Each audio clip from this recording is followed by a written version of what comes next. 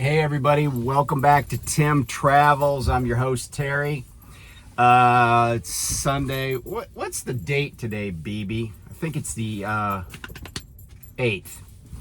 Coming to you from, I guess this is technically Etna, Ohio, right near the Etna Pataskala exit.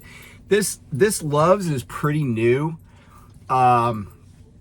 But man, it is a dumpster fire. I got in here this morning about, I don't know, like 05.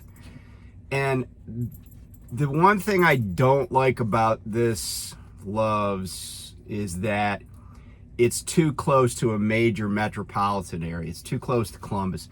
There's freaking bobtails everywhere, clogging up parking. This is the parking lot for all these local guys. And really this is a pretty new Love's. The one is farther east out by you're just on the other side of Zanesville. That one's like a really old one and it's kind of small, but this one they built and it seems like there's additional land right here, to my right, but like it's just a small parking lot compared to some of our other newer places. But I only need one spot and I got it. So I guess it's all good. So let's talk about a little history today, and then we're going to talk about a little trucking. So I want to tell you about a new ship, and I know losers, suckers ride Navy ships, but whatever. So this ship is DDG 125, DDG 125. It's the first Flight 3 Arleigh Burke class destroyer. But for those of you who are like ship geeks, Flight 3 weapons systems upgrades. And this ship is named the Jack H. Lucas. And let me tell you about Jack Lucas, because you may or may not know that like tons of Navy surface combatants are named after people that were just low-ranking dudes, never been famous, and really aren't famous, but still did accomplish incredible things. And Jack Lucas is no different. Jack Lucas is the youngest Medal of Honor recipient in the history of the United States. He received a Medal of Honor when he was 17 years old.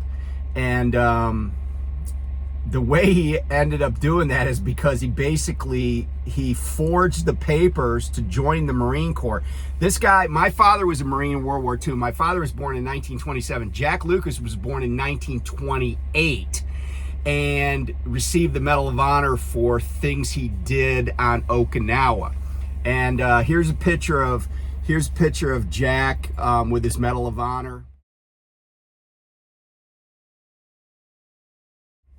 And I don't know what was in it for Jack, but he joins the Marine Corps when he's like 16, or maybe even, I think 16. And what he does is they find out that he is not old enough to be in the Marines. Like he wasn't even 17. So he was already out in the Pacific Theater. But they basically said, hey, man, you cannot go to a combat unit. You're going to have to, like, drive trucks around Hawaii or whatever. But he stows away on a troop ship, and he goes to a Marine officer, a junior officer, once they're already on their way towards Iwo Jima, and he says, hey, sir, I just wanted you to know I stowed away on the ship, and here's the reason. And so they're like, okay, well, he turned 17 and they put him in a machine gun team. And on Okinawa, he actually covers a grenade with his body. And I will say this, Grenades today are much more powerful than they were in World War II in some cases. Some were still, I mean, grenades were still deadly, but they're much more powerful now. And even by Vietnam. But this one grenade blows up, but it's not a huge explosion, and another grenade just ends up being a dud. Well, what happens is, when the first grenade blows up, it badly wounds Lucas. His comrades think he's dead because he's just kind of like frozen, he can't move, and they keep going, right? They keep press forward with the attack. Well, then some other Marines are following up, and they get into this foxhole where he had covered this grenade up to protect his comrades, and they realize he's alive, so they call up a corpsman, they get him taken care of. He ends up having like dozens and dozens of surgeries. They remove 250 pieces of shrapnel from his body, but he still set off metal detectors at airports to the end of his life. But this guy wasn't done, right? Like, even after all of those heroic exploits in World War II, in 1961, he joined, so he would have been, he was like 33, 34 years old at this point. He joins the Army and becomes a member of the 82nd Airborne, and he trains recruits or trains people that are eventually going over to Vietnam and stuff. He died at the age of 80. So, and here's a picture of President Truman, who was a World War I veteran. Again, I don't know why. I don't know what was in it for him, but Truman fought in World War I. Here's a picture of Truman, putting the Medal of Honor on Jack Lucas.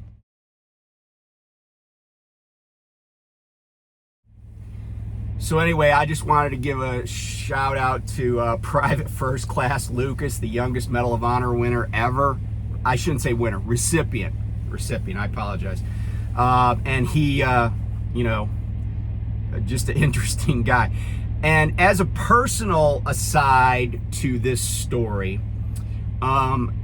my father, as I told you, my father was a Marine in World War II, and I had an uncle named Joe. My dad's name was Frank. I had an uncle named Joe, and because Irish Catholics.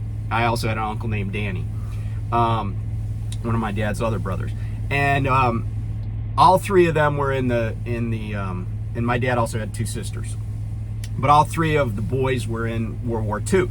But here's the thing. For years, until well after my Uncle Joe had passed away, and my dad was pretty old, I always thought my uncle was older than my father. And so one day we were talking, and my dad basically says he was the oldest kid in the family, right? And I was like, wait a minute, I thought Uncle Joe was older than you. And he's like, no. I go, well, he was in the Navy before you were in the Marine Corps. And my dad joined the Marine Corps at age 17. And my dad's like, oh, well, that's because he wanted to go in the Navy, and my father, so my grandfather, lied on the paperwork. And my uncle went in the Navy in 1943 at age 16 and went to the Pacific. He was in a CB unit. And he actually retired from the Navy in 1976. He was a chief. And, but yeah, like, so for years and years and years, like most of my, for decades, I thought my dad was younger than my uncle, because I didn't know that my grandfather had let my uncle go in the Navy at age 16 during World War II. So it would be interesting to understand, and maybe we know these numbers now, how many people that happened to, because I'm sure it wasn't just Jack Lucas and my Uncle Joe. A lot of people, went to war like that, a lot of young men. So anyway, I appreciate my Uncle Joe, and I appreciate Jack Lucas and his family. So let's talk about trucking a little bit. So a number of things been going on. TQL, Total Quality Logistics, lost a big lawsuit the other day over how they compensate their sales associates, basically. Now, you know, and basically they're cheating people out of pay, right? It was overtime issues and stuff like that. I will say this. I'll say this to the college guys and gals, because my son went to college with a guy that I think is working at, what's the other big, Coyote Logistics. And I said to my son, hey, you know, a company that, you know, companies, and I'm not casting aspersions on TQL or on Coyote, but it's widely thought in the trucking industry by drivers that these brokerage companies cheat drivers, right? And, you know, I'm pretty sure they do, and I'm pretty sure it's part of their business model. But here's the thing. If you work for a company that cheats the people that are actually making the money for your company, the profit centers, do you really think they're going to deal with you fairly, right? Like, it's like joining the mob and thinking that you're going to be immune to being treated the way the mob treats other people. You know, it's just kind of, it's whistling past the graveyard, if you ask me. So anyway, Total Quality Logistics has lost this big lawsuit, and it could be, it could have an impact on these other big brokerage companies. Another company with logistics in its name that's in the news is Sunset Logistics. They were a company that was run by one of the Gainies out of Michigan. I think they had like 90 drivers, 90 power units. They abruptly shut down, and as of when I found this information, they hadn't paid people and they stranded people. And you know, here's the thing. I've lauded companies who shut down the right way. It's okay to fail in business, right? It's okay. I had a law firm and we lost our biggest client, and then it was just we couldn't do anything quickly, and it was just a question of winding the place down, right? Like it's okay to fail in business. It's not a commentary on you as a human being if you run a company that goes under. Stuff happens, right? Like there's a guy named Sears and a guy named Roebuck and a guy named and Company, and they used to have a really big company, and I've talked about them before, right? I mean, if Amazon goes out of business, is Jeff Bezos a failure? Probably not going to be judged that way, but companies go out of business. But here's what is, you know, like not cool when a company goes out of business, is stranding your employees all over the country and then not paying them, right? You know when you're out of money and when you're gonna be out of money. And it's not okay to say, oh, well, we got receivables, because here's the thing. The receivable timeline in trucking is, I mean, you know, we've all heard a net 30 days, right? Means your customer is going to cut you a check 30 days after they get the invoice, right? So if I drive a load this week for Prime, you know, it's the beginning of October, Prime might not see that money till around Thanksgiving, right? That's just the business. So if you don't have like money in the bank, and you know, you got to tell people, you know, you got to be honest about it. Shut down before you run completely out of money. And there have been trucking companies that have done that and done it the right way, and I've talked about them. But Sunset Logistics is not that company, and it's run, like I said, by the Gainies, who were Gainey Transportation Systems. That company had bankruptcies and stuff like that. But, and again, it's business failure. It happens, right? And it's not a commentary on people as a human being, but don't screw over your employees, right? Just so you can try to run a little bit more, because they don't want to have to wait 90 days or 120 days to get paid, right? They're counting on that paycheck the week you owe it to them. So that's that. So I saw this piece in FreightWaves about a concept that I hadn't really thought about in trucking, and I'm almost like talking this through in my mind, but also I want to talk it through and see what you folks think. Because here's what the premise of this is. You know, I'm sitting in a parking lot, and this is not, you know, I've already said this is kind of like the urban truck parking place. It's not really it's not a legit over the road, you know, truck stop, just because of its location. But here's the thing. There are probably 40 trucks in this parking lot right now idling. Like, I can hear trucks on either side idling. And the vast majority of the trucks, maybe every single one of them, have a sleeper berth on them. And what this article asks and maybe posits is that trucking companies could actually save money and increase driver retention by moving away from the sleeper berth truck sitting at truck stops, idling, you know, every single day, right? And the way they could do it is by arranging to have drivers stay in motels every night.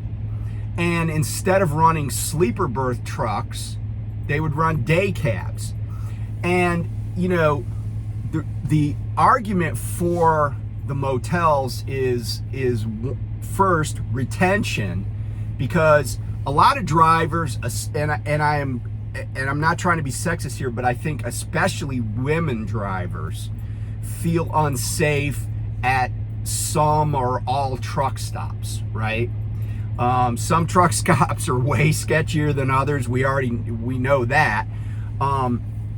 But just generally speaking, right? Like, people feel less secure at truck stops for lots of reasons.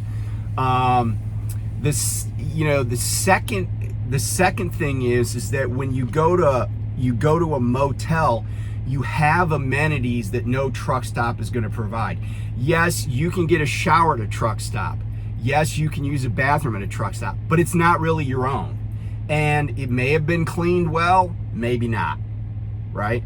And you got to wait in line for it, and you know, it's just part of the job. But what if you could stay in a room? It's your room. It's got an actual bed. It's quiet. You get better. Because here's the thing. I feel like I sleep pretty well on the road. I feel like extraneous noise and light doesn't really bother me. But I know I sleep way harder when I'm home.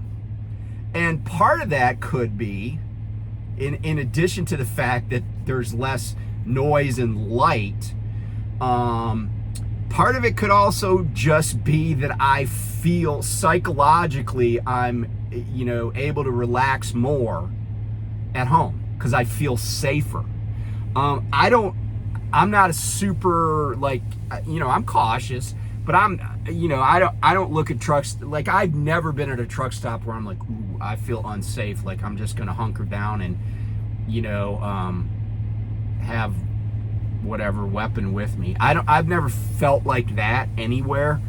But maybe I just feel, you know, like, I have been in truck stops where I was like, man, I hope I don't get hit, you know, like where I was parked or whatever. So, you know, maybe the motel, hotel thing does that too. The other thing they pointed out, free breakfast. Now, I will say that free breakfast is gonna work for some truck drivers. Some of us are still gonna get on the road at 2 o'clock in the morning. And there's no free breakfast at that point. They also pointed out workout facilities, pools, right? All the amenities that hotels have. A lot of times hotels are, you know, have more food options around them than just being isolated at a truck stop. Because, like, this exit, I would have to walk probably like a mile or so just to find a place that's not the restaurant that's here, that's a Hardee's. So that's part of it. So helping with retention, because apparently it costs about $12,000 to $16,000 to recruit somebody. And when you have this high turnover, you know, when I was looking at US Express's numbers, they said in a note that they thought that the retention was costing them, or lack of it at USX was costing them about 60 basis points in, I think that was the number, 60 basis points in OR. So so basically 0.6% of their operating ratio, you know, was attributed to, or 0.6% added to their operation ratio, because remember, the lower the number, the better the company's doing, was added because of retention issues. Now they were famous for turnover, but still, turnover is costly to the industry. So they're thinking, hey, maybe this helps your turnover, right? The other thing is fuel savings, because if you're running day cabs, so you're running a smaller truck, you don't have the weight. Like I have the sleeper berth, I have an APU, right? I have a longer frame because of all this stuff, that there's a cost savings from not idling, not running an APU, and not carrying all the extra weight you need to. And this article claims that it's actually, over time, cheaper to put truck drivers up in hotels than it is to run sleeper berth tractors, idle these things. You know, I started my truck because I wanted to put power to my Qualcomm, and I noticed that on this truck, when I'm driving, I get the MPG that I'm doing, but then when I'm sitting idling, it tells me how much fuel I'm using per hour, and it was vacillating between 0.6 and 0.7 gallons per hour. Now that was when I wasn't running the AC. Running the heater usually isn't going to add to that, but running the AC will definitely add to that. So, you know, if this truck, which is pretty fuel efficient and it's a brand new truck, if I'm doing 0.7 of a gallon an hour, that's my burn rate idling. Some of these older trucks got to be, you know, at or above. What are you barking at? Oh, stop. Stop. They have to be over a gallon an hour, right? And so you do the math, right? If you're not getting a fuel discount, even if somebody's only stopped for 10 hours, right? That's $50 in some places in fuel or more. So, you know, and all the LTL companies use motels. Like if they have a line haul driver that goes out farther than they can get back to their home terminal, they're putting people up in motels. So, you know, I'd be curious what you think, right? Like, does that make sense? And I've said before, like when I worked at night, and this would be true of any company that has a lot of terminals, I could have easily run, if night adjusted some of the deliveries, pickup and delivery schedules, I could have easily run terminal to terminal, because there are so many places. Like I was at the Carlisle terminal, but they have a terminal here in Columbus. They have a terminal in Indianapolis. They have a terminal in Chicago, Kansas City. You know, so you could, in a lot of areas in the country, you could run terminal to terminal. So maybe a company like Knight, instead of the hotel idea, they just say, hey, look, we're going to go to day cabs. We're going to build bunk rooms, because a lot of their terminals have plenty of space to do this. We're going to build a bunk room with 50 individual rooms, kind of like we have at Prime, but bigger. And, you know, you just come check in, get a bunk room. Now, when I worked at Estes, the old piece of crap terminal I was in, they had a bunk rooms, but they were so nasty that the company didn't have the drivers go to a nearby hotel. Because, you know, you do have to have the infrastructure like Prime does. People got to clean them, check people in or whatever. But I do think it's an interesting idea. And if it helps retention, you add in that $12,000 to $16,000 that is spent recruiting a driver. If you can keep a driver, $12,000 to $16,000 will pay for a lot of hotel rooms over time. And I'm sure that these LTL companies are getting pretty good discounts because they have a block of rooms, and so their drivers just show up, bam, get a key. So anyway, I just thought that was a little bit interesting. If you got some ideas about it, I'd love to hear about it. If you've worked at a company other than an LTL company, because I want to see, is this a model that could work? I mean, it is a model that could work over the road. Does it make sense? Is it going to create logistical nightmares?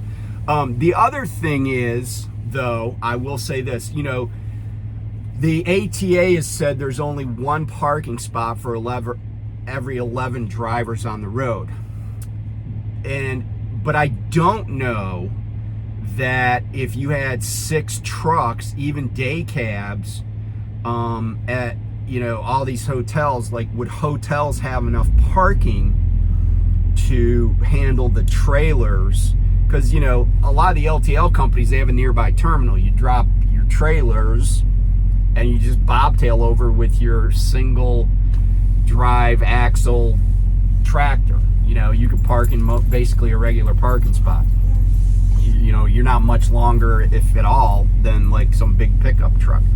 So that's the other question. Would they have room? But, it might create an industry, a kind of a cottage industry in the hotel genre, the motel genre, where they're let's just build one and put more parking spots, bigger parking spots. I do see a lot of trucks in these parking lots. It's just not, in volume. You don't see I don't usually see 20 trucks in a hotel parking lot. So anyway, thanks for tuning in, and we'll talk to you soon. Bye.